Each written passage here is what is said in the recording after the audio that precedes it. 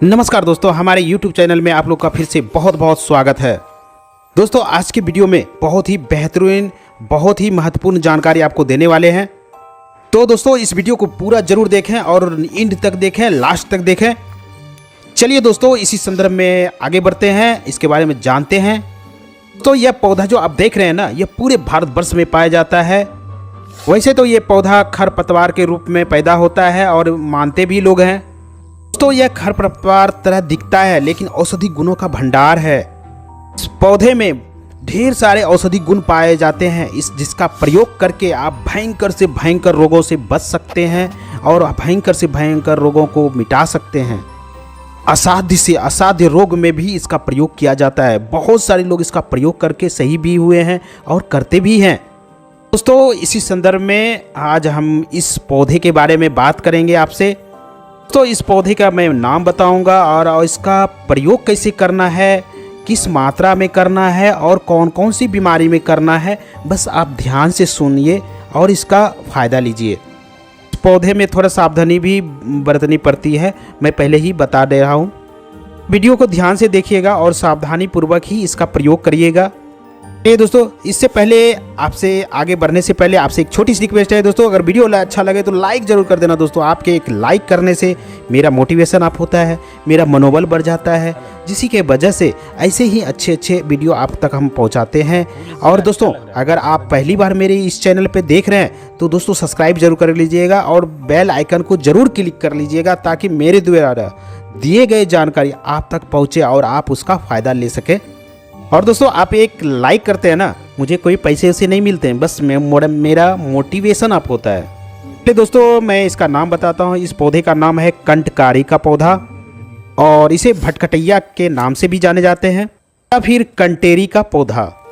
एक बात और बताना चाहूँगा दोस्तों कि एक कंटेरी दो तरह के होते हैं, एक बड़ी कंटेरी, एक छोटी कंटेरी। जो आप वीडियो में देख रहे हैं ना, ये छोटी कंटेरी है। दोस्तों आपके क्षेत्र में किसी और नाम से जाना जाता होगा। दोस्तों कमेंट करके ज़रूर बताइएगा कि आपके क्षेत्र में किस नाम से जाने जाते हैं। आप कमेंट में जब लिखते हैं ना तो दूसरे जो व्यूअर होते हैं वो इसको पढ़ करके जान जाते हैं। तो दोस्तों भटकटैया कई प्रजाति के होते हैं, मैंने जैसे छोटी और बड़ी भटकटैया के बारे में बताया है। और दोस्तों इसके जो फूल होते हैं ना वो भी अलग अलग होते हैं। तो आप भटकटैया देख ही रहे हैं ना, इसमें 3 प्रकार के फूल होते हैं। एक सफ़ेद फूल वाले आप जो देख रहे हैं ये बैगनी फूल है, जैसे देखिए बीच में पीला कलर का है, और एक होता है सफ़ेद कलर की। और दोस्तों पीला फूल वाले आप बहुत कम देखने को मिलता है और सफ़ेद फूल वाले भी बहुत कम देखने को मिलता है। ये बैगनी कलर का आपको बहुत ज़्यादा दिखने को मिल जाएगा। ऐसे तो दोस्तों तीनों का गुण धर्म करीब करीब समान ही होते हैं, थोड़ा सा डिफरेंट होता है, लेकिन दोस्तों कभी लगभग करीब करीब समान ही होते हैं। कंटेरी देख रहे हैं ना, इसका उपयोग अस्थमा, पाचन विकार, बवासीर चाहे खूनी हो या बादी, या मूत्र विकार, या कान में सूजन हो जाना, या फिर कान में हो रहा जलन, या फिर मूत्र विकार में जैसे कि रुक रुक के आना, जलन होना, इन्फेक्शन होना, तो जो जैसे गुर्दे में किसी प्रकार की इन्फेक्शन हो जाना, दर्द होना, सूजन होना, दोस्तों ब्लड में संक्रमण हो जाना या ब्लड में खराबी आना, या फिर दोस्तों यौन इन्फेक्शन या यौन संक्रमण, इन सब बीमारी के लिए इसका प्रयोग किया जाता है। वीडियो में मैं पहले ही बता दूं, इसका सावधानी से प्रयोग किया जाता है, इसका नुकसान भी होता है। वीडियो में बने रहें, मैं इसके फ़ायदे भी बताऊंगा और नुकसान भी बताऊंगा। यह जो कंटेरी आप देख रहे हैं ना, इसके पूरे भाग का प्रयोग किया जाता है, पूरे पंचांग का प्रयोग किया जाता है, जैसे कि जड़, तना, पत्ती, फूल, फल। ऐसे तो सभी भाग का प्रयोग किया जाता है, कांटे का भी प्रयोग किया जाता है, यहाँ तक जो फूल के बीच में जो पीले पीले रंग के हैं ना उसको भी प्रयोग में लाया जाता है। इसके फल का तो प्रयोग होता ही होता है और इसके पूरे पंचांग का, पूरे भाग का ज़बरदस्त फ़ायदा है, ज़बरदस्त प्रयोग है। सबसे पहले दोस्तों इसके जड़ के बारे में मैं बात करा, जिसके जो जड़ होते हैं ना पूरे गुच्छे में होता है, इसीलिए दोस्तों इसको 100 जड़ के नाम से भी जाना जाता है। और दोस्तों इसका औषधि रूप में बहुत ही अच्छा, बहुत ही बेहतरीन दिव्य औषधि के रूप में प्रयोग होता है। इसके जब जड़ को आप उखाड़ेंगे ना तो इसके जड़ में छोटे छोटे मटर के दाने ऐसे गोल गोल उसमें जड़ में लगा रहता है। गांठ होते हैं ना वो दोस्तों कंद की तरह बना रहता है उसके जड़ में, उसे कंद भी कहा जाता है। जब आलू आप निकालते हैं ना तो उसमें जो आलू की तरह ही जड़ में जो छोटे छोटे होते हैं ये कंद लगा रहता है, खाने के बराबर होता है, थोड़ा सा बड़ा भी हो सकता है। आठ होते हैं ना उसके जड़ में, बहुत ही पावरफुल औषधि के रूप में इसका प्रयोग भी होता है। तो इसके जड़ का जो स्वाद होता है ना बहुत ही कड़वा होता है। तो इसके पत्ते की बात करें तो इसके जो पत्ते हैं ना रोएदार होते हैं और इसमें देख ही रहे हैं जिसमें कांटे लगे होते हैं। शुरू में गहरे हरे रंग का होता है और बाद में थोड़ा थोड़ा उसका पीलापन आने लगता है। तो पौधा है उष्णकटिबंध का पौधा है और इसीलिए दोस्तों आपको देखे होंगे कि गर्मियों के दिन में ये ज़्यादा पौधा आपको देखने को मिलेगा। पौधे के में जो मौजूद तत्व होते हैं ना जैसे पोटेशियम नाइट्रेट, फैटिक एसिड, सैलिक एसिड, एफिक एसिड आदि इसमें मौजूद होते हैं। कंटेरी का पौधा होता है ना यह गर्म तासीर का होता है। तो इसीलिए दोस्तों आयुर्वेद में जो इसका प्रयोग बताया गया है ना वो बहुत ही सावधानी पूर्वक इसका प्रयोग बताया गया है। और दोस्तों यह आयुर्वेद में सीधे रूप में भी प्रयोग किया जाता है, में दवा के रूप में भी प्रयोग किया जाता है। कहने का मतलब के साथ इसको मिलाकर के प्रयोग किया जाता है। पूरे पंचांग को ले आएं और उसको पीस करके पेस्ट बना करके तिल के तेल में उसको अच्छी तरह से भून लें। जैसे गठिया हो गया है ना तो उस पर आप लगा देते हैं तो गठिया के लिए रामबाण इलाज है ये। यहाँ तक कि दोस्तों शरीर में कहीं भी सूजन हो गया हो या फिर कमर दर्द हो, कोहनी का दर्द हो, जोड़ों का दर्द हो, किसी भी प्रकार का दर्द हो शरीर में, उसके लिए यह रामबाण काम करता है। लेप को आपको लगाना है। खांसी के लिए यह औषधि बहुत ही ज़बरदस्त माना गया है और खांसी में दोस्तों इसको कई तरह से इसका प्रयोग किया जाता है। जो दमा होता है ना जिसमें कि सांस बहुत ज़्यादा फूलता है, ये बहुत ही बेहतरीन और बहुत ही रामबाण औषधि है ये।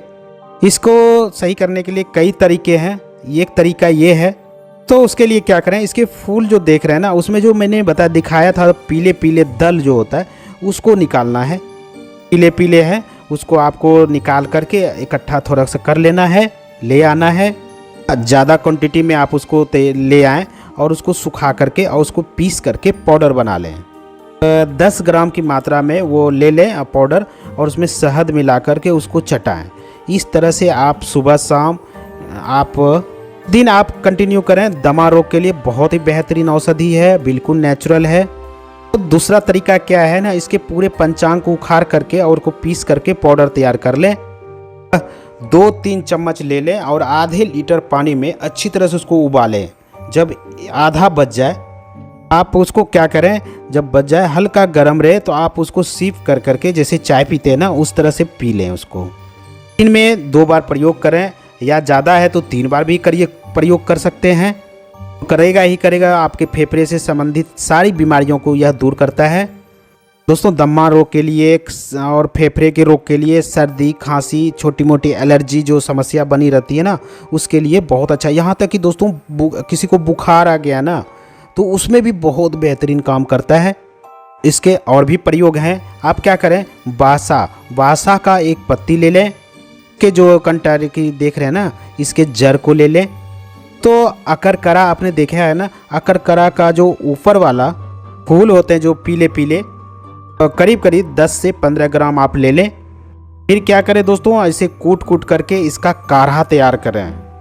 दिन में 3 बार इसका प्रयोग करें, सेवन करें। तो दोस्तों जो बलगम होता है ना छाती के नीचे जो बलगम जम जाता है ना, आप इस तरह से पिएंगे ना तो वो बलगम को बाहर निकाल देता है। यह मिर्गी के लिए भी बहुत अच्छा प्रयोग है। मिर्गी में भी इसका प्रयोग किया जाता है। हम सबको पता है कि मिर्गी जो है ना बहुत ही गंभीर बीमारी है। के रोगियों के लिए कंटकारी जो होता है ना बहुत अच्छा इसका प्रयोग है।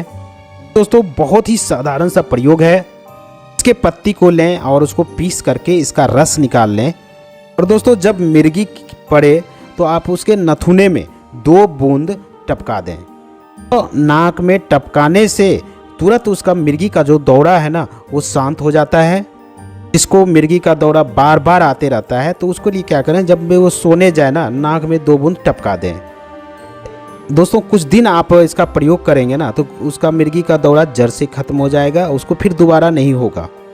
इसके साथ साथ दोस्तों अगर पेट की समस्या हो, लीवर खराब हो गया हो, गैस बन रहा हो, अनपच की समस्या हो या फिर पेट में कीटाणु की वजह से आपका हाजमा सही नहीं हो रहा हो, तो बहुत ही साधारण सा प्रयोग है। इसके पत्ते को लें और उसका रस निकाल लें, 2 चम्मच उस मरीज को पिलाएं। तो दिन में 2 से 3 बार ज़रूर पिएं। आप 2-3 दिन लगातार अगर पीते हैं, पेट में जो इन्फेक्शन होता है, पेट में जो बैक्टीरिया होता है, पेट में खराब बैक्टीरिया पैदा हो जाता है, पेट में कृमि हो जाता है, कीड़ा हो जाता है, को दोस्तों अगर प्रयोग करते हैं तो उसको मार करके और मल के रास्ते बाहर कर देता है।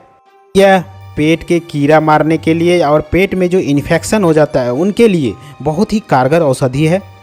के साथ साथ महिलाओं को जैसे बहुत ज़्यादा चक्कर आता है, बहुत ज़्यादा उल्टी होता है, तो आप इसका प्रयोग कर सकते हैं। तो गर्भावस्था में भी इसका प्रयोग कर सकते हैं।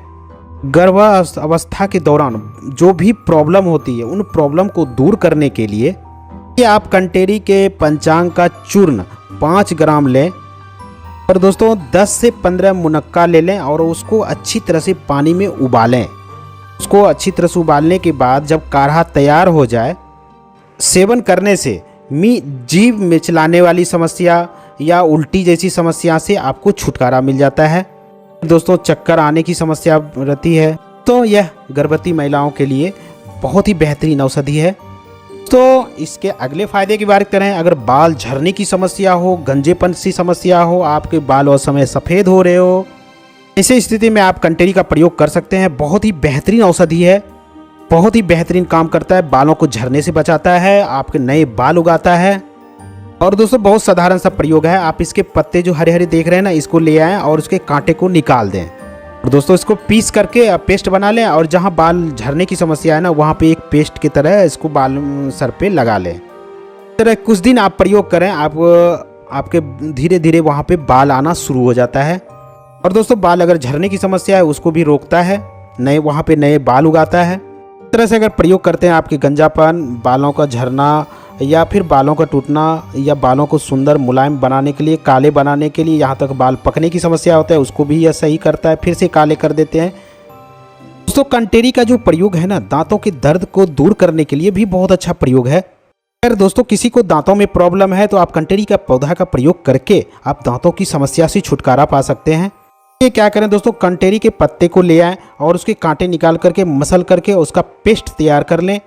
दोस्तों जब सुबह सुबह जगते हैं ना, तो जब ब्रश आप करते हैं उसके बाद आप क्या करें, उस पेस्ट से अपने दांतों का हल्के हल्के उंगली के सहायता से उसको मालिश करें और उससे मालिश करें। और जहाँ पे दोस्तों दर्द हो रहा ना, इस पेस्ट को उस जगह रख करके थोड़ा देर उसको छोड़ दें।